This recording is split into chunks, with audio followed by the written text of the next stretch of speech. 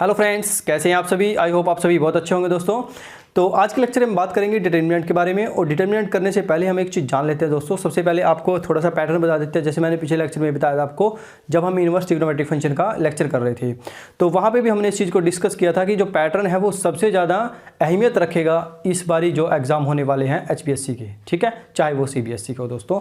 क्योंकि जो इस बार जो पैटर्न आया है वो 40 क्वेश्चन जो है वो ऑप्शन टाइप है। उसमें ऑप्शन टाइप बोले तो मतलब एक एक नंबर के क्वेश्चन हैं। 40 क्वेश्चन आपके पास एक एक नंबर के आएंगे दोस्तों। ये 40 नंबर क्वेश्चन जो आपके पास बहुत ही आसान आ सकते हैं। एक एक नंबर के क्वेश्चन होते हैं। आप सभी को पता है कि एक एक नंबर के क्वेश्चन में कितना लिखना होता है।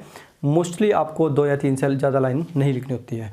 इसमें से भी आपके पास जो है वो ऑप्शन टाइप क्वेश्चन अलग से आएंगे, 1 मार्क क्वेश्चन अलग से होते हैं, और जो फिल इन द ब्लैंक्स हैं वो इसमें अलग से आएंगे। तो वो सारा पैटर्न हमने डिस्कस किया था दोस्तों इससे पिछले लेक्चर में, जिसमें हमने इनवर्स ट्रिग्नोमेट्रिक फंक्शन के बारे में बात की थी। तो आज के लेक्चर में हम दोस्तों बात करेंगे डिटर्मिनेंट्स के बारे में। सबसे पहले जानेंगे कि डिटर्मिनेंट में क्या चीज़ आपके पास बहुत इंपॉर्टेंट है और कहाँ से क्वेश्चन आपके पास एग्जाम में आ सकता है दोस्तों। तो चलिए स्टार्ट कर लेते हैं दोस्तों। मेरा नाम है कमल और आप देख रहे हैं आपका अपना फेवरेट चैनल मैथ वाला। तो चलिए स्टार्ट करते हैं दोस्तों। तो सबसे पहले हेडिंग बना लेते हैं डिटर्मिनेंट्स।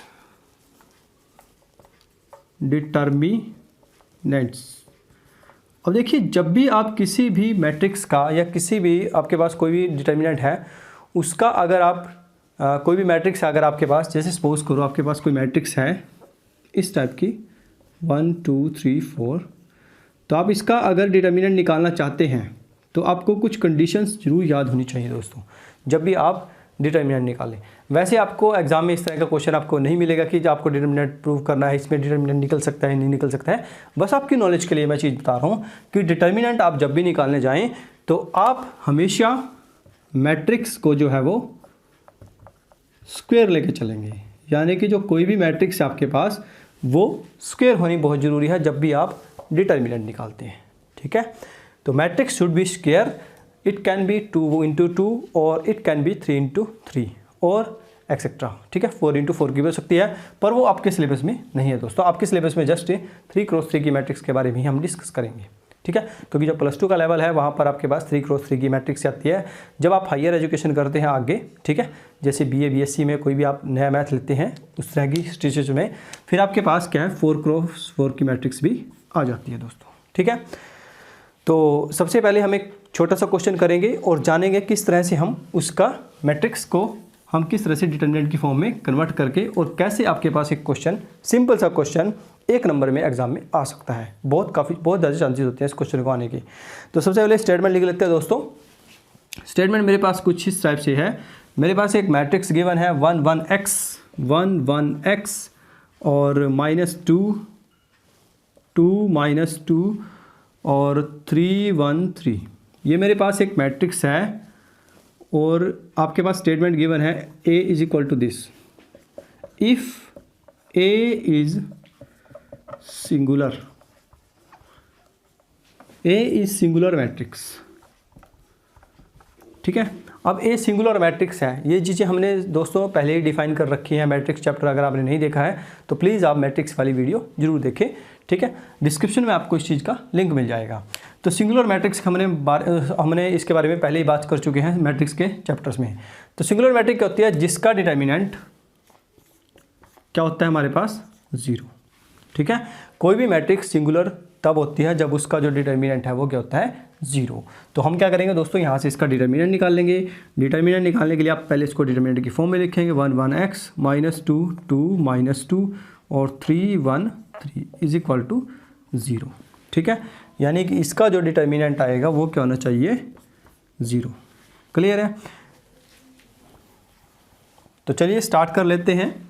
डिटर्मिनेंट कैसे निकालेंगे दोस्तों? सबसे पहले आप इस 1 को एज इट इज लिखेंगे, ब्रैकेट स्टार्ट, ठीक है। उसके बाद आप इसको छोड़ेंगे, यानी कि इसको और इसको, इन दोनों को छोड़ देंगे, फर्स्ट वाली रो को, फर्स्ट कॉलम को, तो आपके पास ये एरिया बचता है, ठीक है।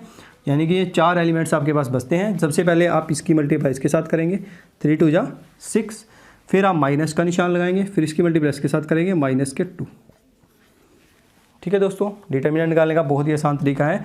सबसे पहले आप इस 1 को यहाँ पे लिखेंगे, यहाँ पे कोई भी एलिमेंट हो सकता है, 1 2 3 4 5 6 कुछ भी हो सकता है, उसको आप यहाँ पे डिफाइन करेंगे और उसके बाद क्या करेंगे, आप इसको इस तरह से एलिमिनेट करेंगे और फिर आपके पास यहाँ पे 4 एलिमेंट्स बचेंगे।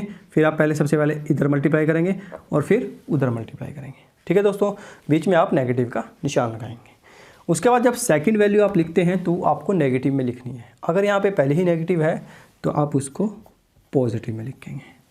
ठीक है दोस्तों, बहुत बढ़िया। अब सेकंड में क्या करेंगे हम, इसको मैं थोड़ा सा रब कर देता हूँ ताकि थोड़ा सा आपको क्लियर हो जाए। यहाँ पे 1 था, ठीक है, और इसको भी रब कर देते हैं। अब हमें इसका निकालना है। ठीक है, हम क्या करेंगे, इसको और इसको छोड़ देंगे तो मेरे पास 4 एलिमेंट बचते हैं दोबारा से फिर से। तो 3 1 जा 3 और इसकी मल्टीप्लाई इसके साथ करेंगे -x। ठीक है दोस्तों, बहुत ही आसान है।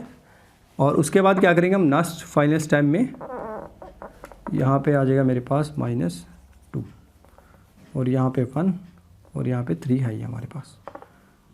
ठीक है दोस्तों, और लास्ट में हम करेंगे +3 के साथ। यहाँ पे 3 के साथ जब करेंगे तो इसके साथ ये कैंसिल हो जाएगा तो मेरे पास आएगा -2 और 2 1 जा 2 यानी कि -2x = 0। ठीक है, तो ये हमारे पास फाइनल स्टेप आ जाता है।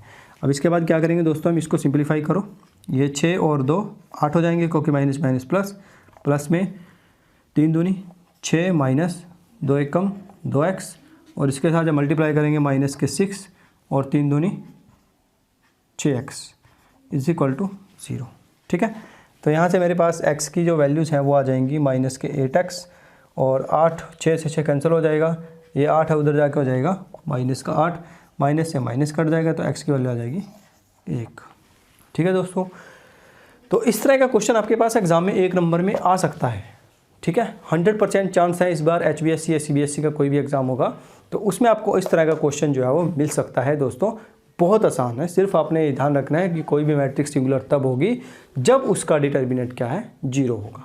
ठीक है, तो डिटर्मिनेंट आप निकाल सकते हैं सिंपली, पहले इसका निकालना है, इसको ऐसे करके फिर इसके साथ मल्टीप्लाई, फिर इसके साथ, फिर ऐसे ही प्लस में इसके साथ, फिर ऐसे ही थर्ड वाले के साथ और इक्वल टू में रखेंगे 0। ठीक है, तो यहाँ से हम x की वैल्यू को आसानी से निकाल लेते हैं। तो ये था हमारे पास दोस्तों फर्स्ट क्वेश्चन जिसमें हमने सीखा कि किस तरह से आप सिंगुलर मैट्रिक्स निकाल सकते हैं और 1 नंबर आप आसानी से इसमें कंप्लीट कर सकते हैं। ठीक है दोस्तों, तो चलिए इसको उतार लीजिए, आज इसका स्क्रीनशॉट ले लीजिए आप। चलिए इसके बाद हम डिस्कस कर लेते हैं डिटर्मिनेंट्स की कुछ प्रॉपर्टीज़ के बारे में, क्योंकि प्रॉपर्टीज़ भी आपको आनी बहुत ज़रूरी है दोस्तों। कई बार क्वेश्चन जो है वो प्रॉपर्टीज़ में ही आ जाता है और काफ़ी आसान होता है, बस स्टूडेंट्स जो है उसमें गलती करके आ जाते हैं दोस्तों। तो चलिए सबसे पहले प्रॉपर्टी हम सीख लेते हैं। Property number 1। प्रॉपर्टी नंबर 1 क्या कहती है, देखिए अगर आपके पास कोई मैट्रिक्स है जिसमें रो और कॉलम्स हैं, रो और कॉलम्स तो होते ही हैं, रो एंड कॉलम्स।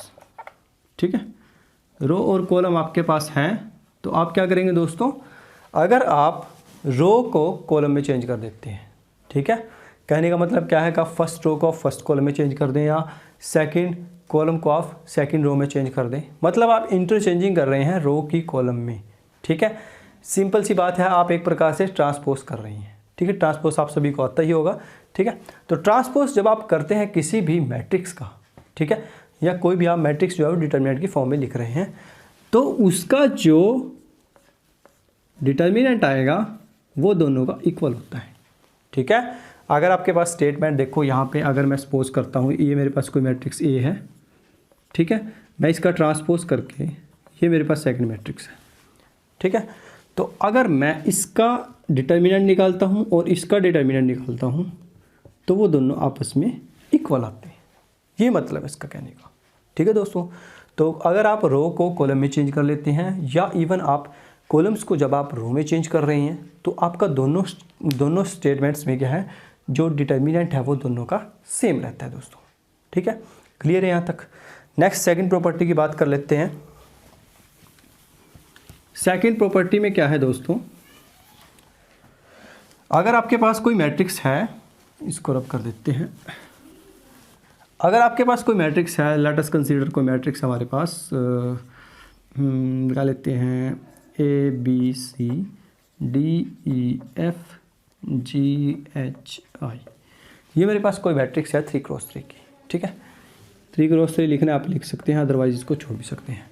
ये कोई मैट्रिक्स आपके पास A, अगर आप किसी भी मैट्रिक्स में, ठीक है, इसको डिटर्मिनेंट की फॉर्म में लिखेंगे, मैं इसको यहीं पे लिख देता हूँ, बस ऐसे इसको डिटर्मिनेंट की फॉर्म में मैंने इसको बना दिया, ठीक है दोस्तों। अब आप इसमें से किसी भी, ये हमारे पास क्या है C1, C2 एंड C3, यह है R1 और यह है R2 और यह है R3, ठीक है। ये आपको बहुत हेल्प करेगी जब आप डिटर्मिनेंट निकालने की कोशिश करेंगे, यानी कि जब आप प्रूव करने के वाले क्वेश्चन जो आएंगे आपके पास, जिसमें आप विदाउट एक्सपेंडिंग प्रूव करते हैं, ठीक है, वहाँ पे आपको ये चीज़ बहुत काम आएगी दोस्तों। तो चलिए स्टार्ट कर लेते हैं। अगर आप C1 कॉलम को C2 में चेंज करते हैं, ठीक है, C1 कॉलम को C2 में चेंज करते हैं, मतलब कहने का क्या है, अगर मैं C2 को इधर लेकर आ जाऊँ, C1 को इधर लेकर आ जाऊँ, तो मेरे पास मैट्रिक्स ये क्या आ जाएगी, DEFABCGHI, ठीक है। आपने जो ध्यान रखना है वो मेन चीज़ ये है, जब भी आप इंटरचेंजिंग करते हैं, किसी कॉलम को दूसरे कॉलम में चेंज कर रहे हैं या किसी रो को दूसरी रो में चेंज कर रहे हैं, तो आप एक नेगेटिव का निशान लगाएंगे दोस्तों, ठीक है। तो यहाँ पे माइनस आ जाएगा। क्लियर है दोस्तों, यहाँ तक बहुत आसान है। सबसे पहले क्या करना है, आपने कोई भी आप रो या कोई भी मैट्रिक्स आप अगर इंटरचेंजिंग कर रहे हैं, C1 को C2 में चेंज कर रहे हैं, C2 को C1 में चेंज कर रहे हैं, या इवन C2 को C3 में चेंज कर रहे हैं, इवन जो भी आप चेंज कर रहे हैं, ठीक है, तो आप एक नेगेटिव का निशान लगाएंगे अगर आप सिंगल बार चेंज कर रहे हैं। सेकेंड बार अगर जब आप चेंज करेंगे, यानी कि मैं अगर C2 को अब C3 में चेंज कर दूँ, तो मेरे पास क्या आ जाएगा, माइनस तो पहले ही था, एक और माइनस लग जाएगा, तो मेरे पास क्या बन जाएगा, DEF और ये GHI इधर आ जाएगा और ABC मेरा जो है वो राइट साइड में चला जाएगा। क्लियर है दोस्तों। तो यहाँ से हमने क्या चीज़ सीखी, अब ये देखिए ये क्या बन जाएगा, माइनस माइनस प्लस, ठीक है। तो जब हम डबल बार चेंजिंग कर देते हैं तो अल्टीमेटली हमारे पास क्या है, प्लस का निशान आ जाता है। जब आप एक सिंगल चेंजेस करते हैं तो आपके पास एक नेगेटिव का निशान आएगा। आपको याद रखने का तरीका सिर्फ यही है, जितनी बार आप चेंजेस करेंगे उतने आप नेगेटिव के निशान यहाँ पे लगाते जाएंगे, ठीक है दोस्तों, बहुत बढ़िया। तो चलिए इसकी थर्ड प्रॉपर्टी भी देख लेते हैं हम। थर्ड प्रॉपर्टी बहुत आसान है दोस्तों, और इसमें से आपके पास एग्जाम में क्वेश्चन आता है, ठीक है, बहुत आसान है, कई बार इसमें से क्वेश्चन आ जाता है। तो अगर आपके पास जैसे सपोज करो मेरे पास कोई मैट्रिक्स है, कोई डिटर्मिनेंट है, दिस वन, ये मेरे पास है 3 4 5 एंड CAB और 3 4 5, ठीक है दोस्तों, ये मेरे पास एक डिटर्मिनेंट है।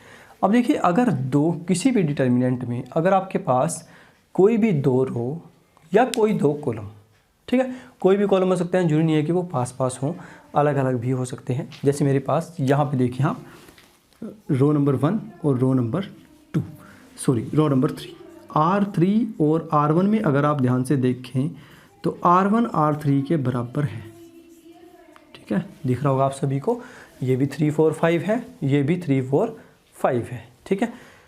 अगर इस तरह की कोई भी कंडीशन बनती है हमारे पास, तो उसका जो डिटर्मिनेंट है वो क्या होता है दोस्तों, वैनिश। वैनिश बोले तो determinant of A is equal to 0, ठीक है। कई बार इस तरह का क्वेश्चन एग्जाम में आ जाता है, ठीक है, कि ये है तो आपके पास इसका डिटर्मिनेंट क्या आएगा। यहाँ पे स्टूडेंट क्या कर रहे हैं, इसको निकालने की कोशिश कर रहे हैं।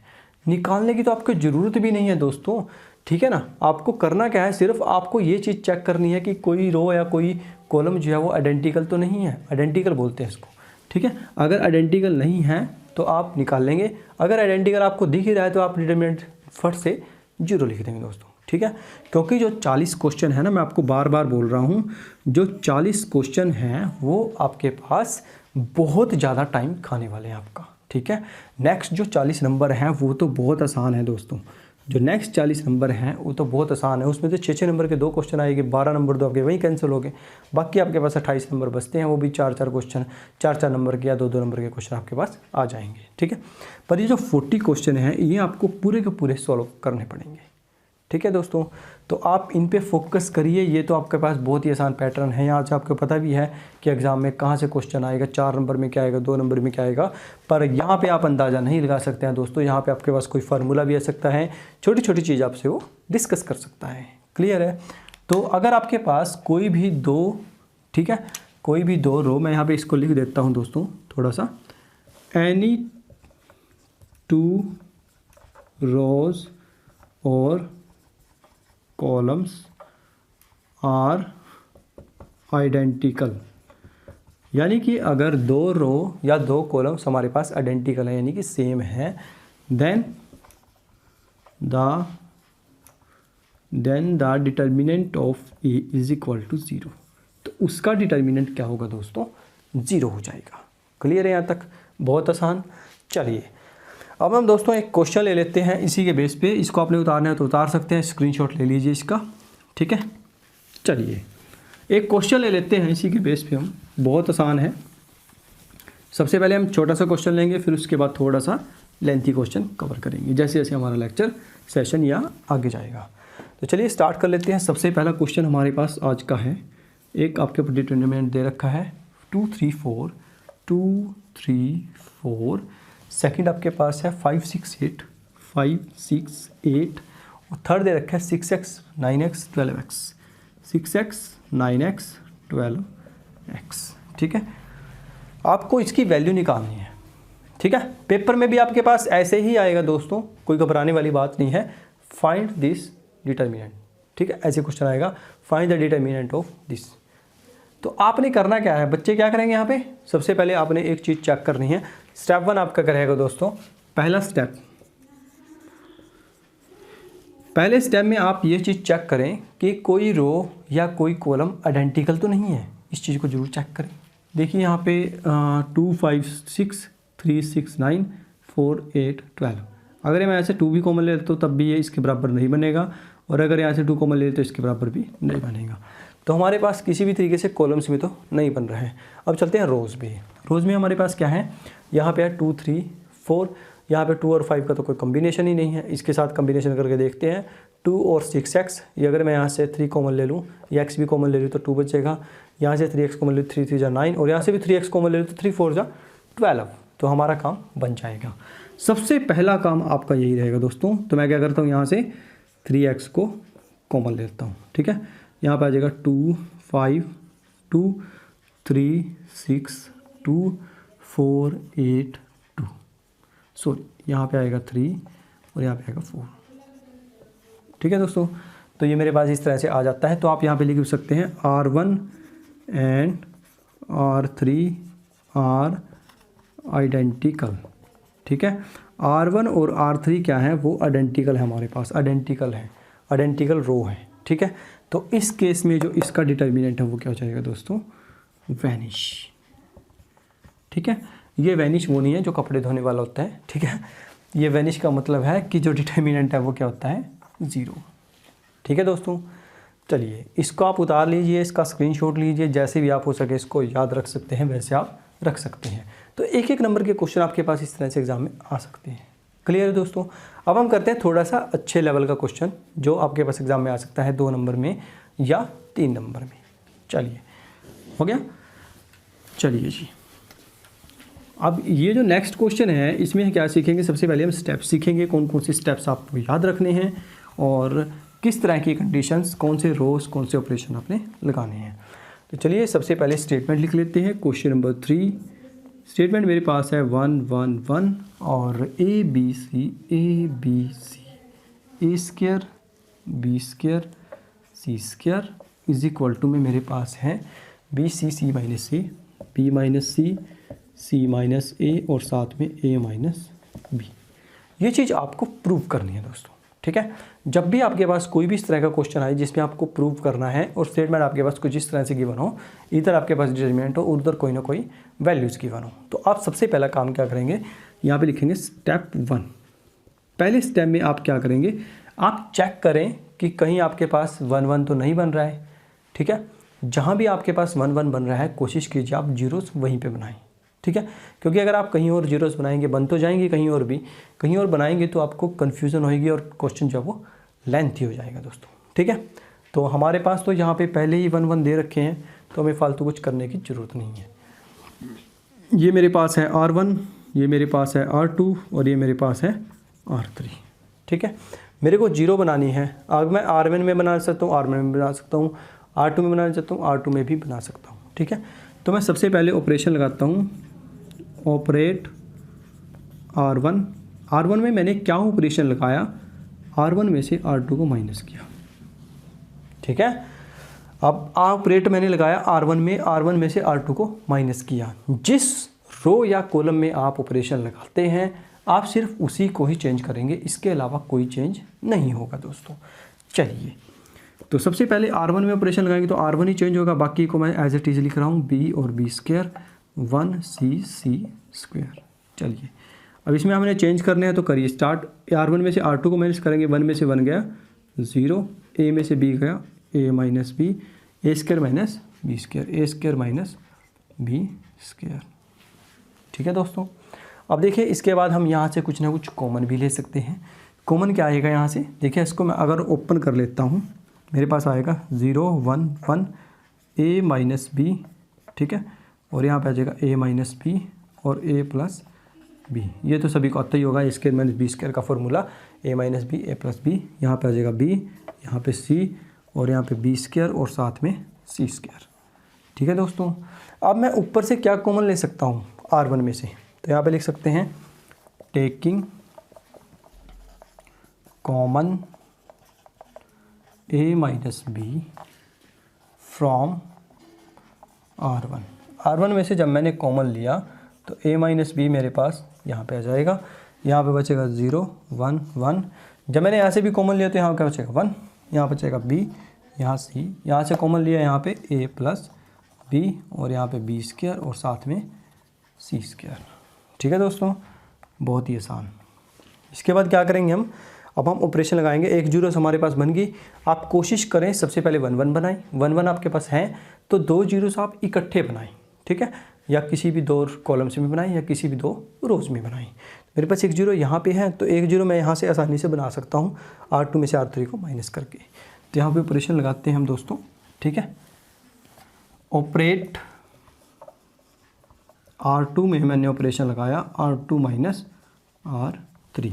ठीक है, A माइनस B मेरे पास पहले ही बाहर है, तो जब मैं इसमें से इसको माइनस करूँगा तो मेरे पास R2 में ही चेंजेस आएंगे। R1 और R3 में एज टी लिख लेता हूँ, 0 1 A प्लस B और यहाँ पे मेरे पास आ जाएगा 1 इंटू C और साथ में C स्क्वायर। जब मैं R2 में से R3 को माइनस करूँगा, 1 में से 1 गया 0 और यहाँ पे मेरे पास क्या आएगा B माइनस C और यहाँ पे क्या आएगा B square minus C square, B square minus C square. ठीक है दोस्तों यहाँ तक। अब इसके बाद क्या करते हैं हम, A minus B as it is बाहर, यहाँ पे 0 0 1 1 B माइनस C और यहाँ पे आ जाएगा A प्लस B। यहाँ पे फिर फॉर्मूला लगेगा आपके पास A square minus B square का। क्या फार्मूला होता है, A माइनस B और साथ में A प्लस B और नीचे आ जाएगा C स्क्वायर।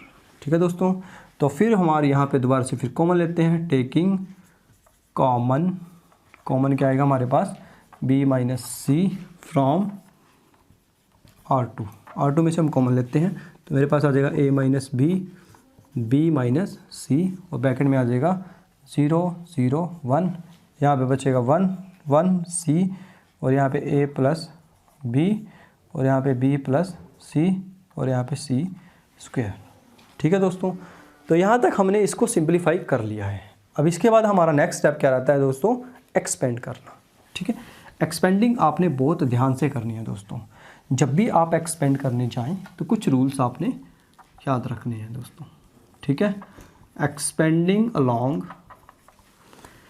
सबसे पहले आप किसके थ्रू एक्सपेंडिंग करना चाहते हैं, जहाँ पे आपके पास 2 जीरोस हैं सबसे पहले उनको आप काउंट कीजिए।